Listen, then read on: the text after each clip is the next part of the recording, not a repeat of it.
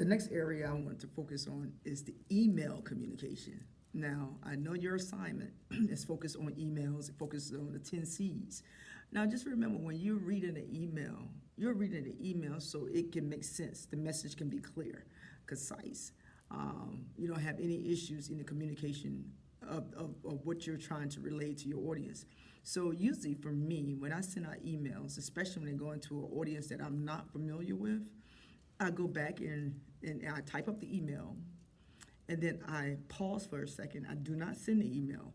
Then I turn around and then I review the email just to make sure the email is pretty much relaying the message that I want my audience to clearly understand. So again, when you're writing up your assignment and you're doing your analysis, trying to make sure that when you rewrite that email, you want to make sure that you're not writing the email for you.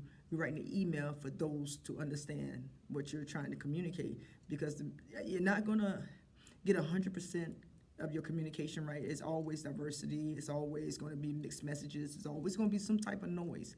But at least for 95% of your message, it's very clear, and you have limited questions that are being asked of you. And again, you remember my concept of bluff.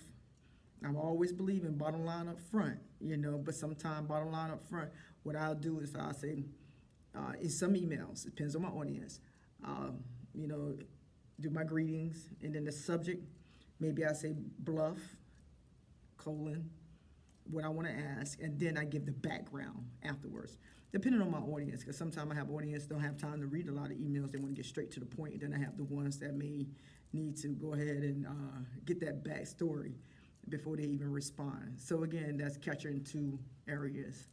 And I have some people who don't even like long emails. You know who to send those emails to.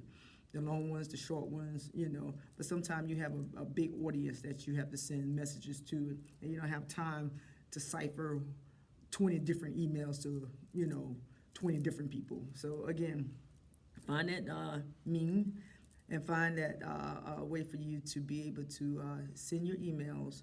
But again, don't never push the button send before you review it, and make sure your email is not written for you, it's written for your target audience.